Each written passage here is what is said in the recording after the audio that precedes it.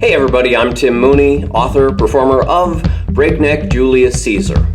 Breakneck Julius Caesar gives you everything you need to know to enjoy and appreciate Shakespeare's Julius Caesar in just over 1 hour.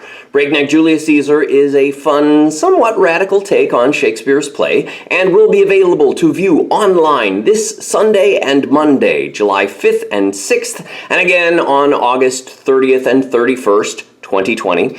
You can follow this link to look at what I had to say the last time I performed Breakneck Julius Caesar, and you can follow links for more background on the other 7 plays that I'm doing. But for today, our topic is I finally get Friends, Romans, Countrymen, Part 1. In order to understand Friends, Romans, Countrymen, you need to understand what's led up to it. This video will deal almost exclusively with Brutus and Brutus' speech that immediately preceded Antony's speech. These 2 speeches are an amazing 1-2 punch of public oratory which may dazzle and distract or may infuriate and enrage. As we take up the scene, it is Scene 2 of Act 3. Brutus has been persuaded by Cassius to join in on the assassination of Caesar. While Brutus may have been somewhat of a holdout in the decision to assassinate, he, like all of the other senators, joined in on the attack. It may have looked like he wanted to enact the execution in a civilized manner, but it turned pretty much into a bloodbath, with the senators stabbing him 23 times. Brutus has agreed to let Mark Antony, who did not participate in the conspiracy, give the funeral oration, but only under the condition that he get the chance to speak first, to explain to the public just why Caesar had to die. He knows that he's a much more eloquent speaker than Antony is, and when Cassius expresses alarm about allowing Mark Antony to speak, Brutus insists, I will myself into the pulpit first, to show the reason of our Caesar's death. It will advantage more than do us harm. Arriving at the forum, he begins saluting them as Romans, countrymen, and lovers. This probably sounds odd already, and I know that when you hear something odd in Shakespeare, your tendency is to shrug and say, well, that's probably just how they spoke back in those days. I recommend not doing that and looking instead to just why Shakespeare wanted to draw your attention to that odd thing. If you know anything about Mark Antony's speech, you probably know that it starts with Friends, Romans, Countrymen. We may not know just how intimate Brutus was with any of the massive crowd listening, but lovers does seem to be an odd overreach, perhaps promising a little more than he's likely to deliver. He continues, Hear me for my cause, and be silent that you may hear. Believe me for mine honor, and have respect to mine honor that you may believe. Censure me in your wisdom, and awake your senses that you may the better judge. Now that sounds like clever wordplay. At first he seems to be saying, hear me, believe me, censure me. But if you look a little closer, he's also saying, be silent, give me the respect I deserve, and if you are in your right senses, then you won't censure me. He continues, if there be any in this assembly, any dear friend of Caesar's, to him I say, that Brutus' love to Caesar was no less than his. If then that friend demand why Brutus rose against Caesar, this is my answer. Not that I loved Caesar less, but that I loved Rome more. He's suggesting, I loved Caesar every bit as much as you guys did. And if me killing Caesar seems to contradict that fact, well, that's just because I was looking out for you guys, because I love you guys so much. He continues, had you rather Caesar were living and die all slaves, than that Caesar were dead to live all free men? So that's what we call a binary choice, either or, this or that. Either you want Caesar dead, or you want to be slaves and die. How well do you think that holds up under examination? As Caesar loved me, I weep for him. As he was fortunate, I rejoice at it. As he was valiant, I honor him. But as he was ambitious, I slew him.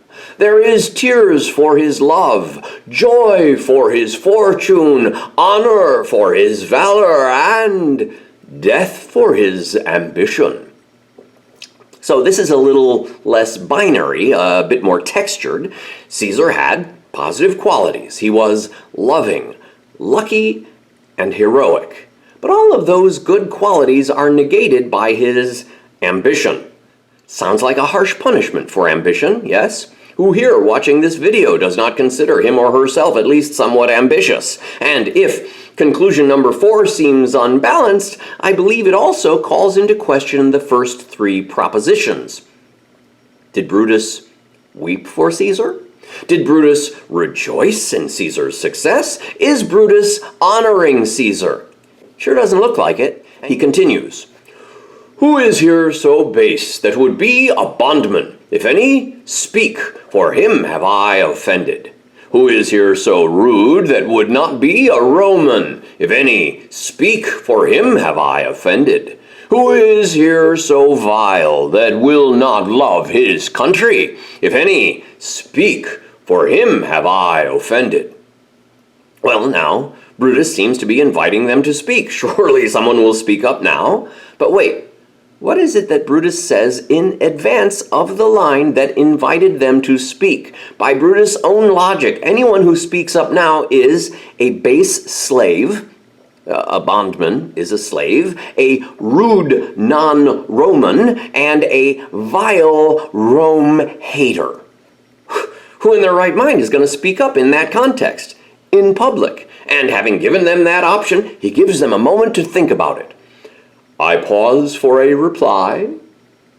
Obviously, nobody says anything. Then none have I offended. I have done no more to Caesar than you shall do to Brutus. Wait, what?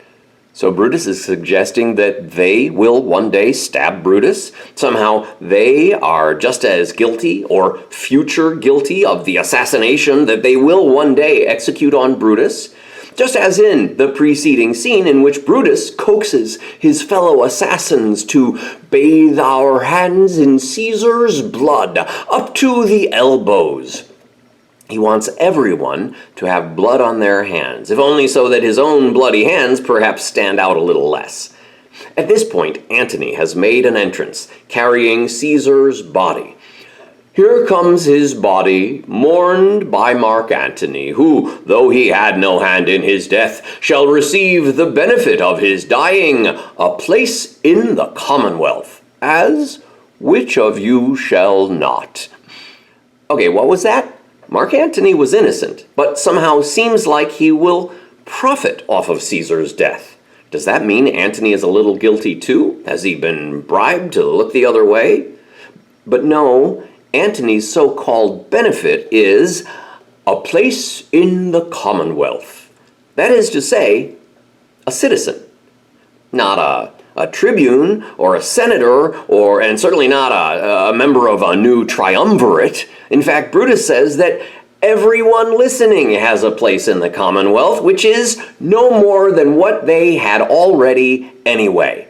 Brutus is saying essentially that now that I've taken over, I'm going to graciously not turn you all into slaves. No one will profit off of this move by Brutus and the conspirators, but Brutus and the conspirators. He makes it sound like he's giving Antony and the citizens some great benefit, and for the moment he seems to have dazzled them with his BS, because he goes on to say, "With this I depart, that as I slew my best lover for the good of Rome, I have the same dagger for myself when it shall please my country to need my death." Again, we note the use of the term lover here. Brutus seems to be a little too chummy by half, especially to the guy he just killed. But again, he's suggesting that the country will want him dead. Perhaps he is holding the dagger to his own chest, saying, "I'll die for you, Rome, if that's what you want." And they respond to Brutus' little fever dream with, "Live, Brutus, live, live! Give him a statue with his ancestors! Let him be Caesar!" Good countrymen, let me depart alone, and for my sake stay here with Antony. Brutus is going to make a grand exit amid the cheers of the crowd. He has assured them a place in the Commonwealth, and suggested that they would all have killed Caesar if they knew what he knew about Caesar. But what is it that he knows? It has all come down to a single word: ambition. As he was ambitious, I slew him. That was as close as he got to explaining his reasons. But in the flurry of it all, the crowd pretty much didn't notice that that was it. This is the victory of rhetoric and clever phrasing over content. He finishes up, "Do grace to Caesar's corpse, and grace his speech, which Mark Antony, by our permission, is allowed to make. I do entreat you, not a man depart, save I alone, till Antony have spoke." So, Brutus loved Caesar. In fact, he calls Caesar his best lover, and leaves before the speech that is supposed to do grace to Caesar's corpse is about to begin. Brutus is the one person who will not do grace to Caesar's corpse. Brutus and the conspirators have seized power, and Antony is only allowed permission to speak at Caesar's funeral by the conspirators, or to describe them more specifically, the assassins. In other words, you guys stay here and sit through this dreadful little tribute to the man we killed while I go off to start the inauguration party. In other words, but here's some nice sounding platitudes and some post-mortem slander for the great dictator who conquered all of the civilized world on behalf of Rome.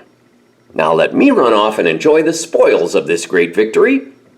And they do pretty much buy it. They haven't had enough time, like we did just now, to take a longer look at the actual meaning of Brutus' speech. Now, don't take my word for it. Tune in to see how this performance of Brutus' speech fits into the evolving action of Julius Caesar when I perform it on Sunday and Monday night.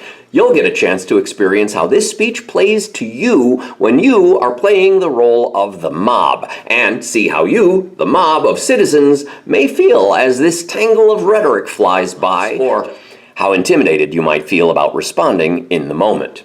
We do know that Brutus has had some degree of success, given that as Brutus exits, at least one citizen is heard crying out, "This Caesar was a tyrant!" So imagine for a moment that you are Antony, walking in on this conversation. How do you top that? How do you swing public opinion back in your direction? You are now just an average citizen with a place in the Commonwealth. How do you outspeak that dazzling rhetoric? You may want to click on this link to a performance of this speech, or I'll be back again in 8 weeks with a deep dive into Mark Antony's counter-argument, which is, as you know, friends, Romans, countrymen. Ooh, a cliffhanger.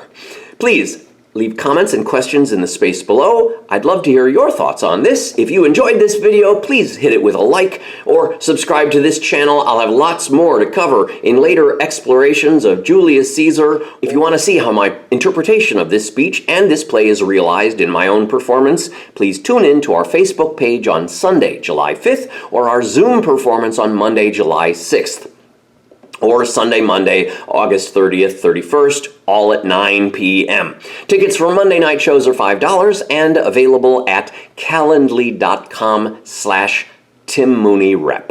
This show is available to come to your school or theater group when we get back on the road, hopefully this fall. We also have a Patreon campaign at patreon.com/TimMooneyRep. We are a not-for-profit educational institution dedicated to inform, inspire, enlighten, educate, and entertain. If you see the value of that, please join us, or you can make a direct one-time donation at timmooneyRep.com. Breakneck Julius Caesar is also available as a book with plenty more notes, discussion, maps, details, also available as a perk through patreon.com/TimMooneyRep. And for more on all of this, please join us at timmooney.rep.com. Thanks for watching. See you on the stage.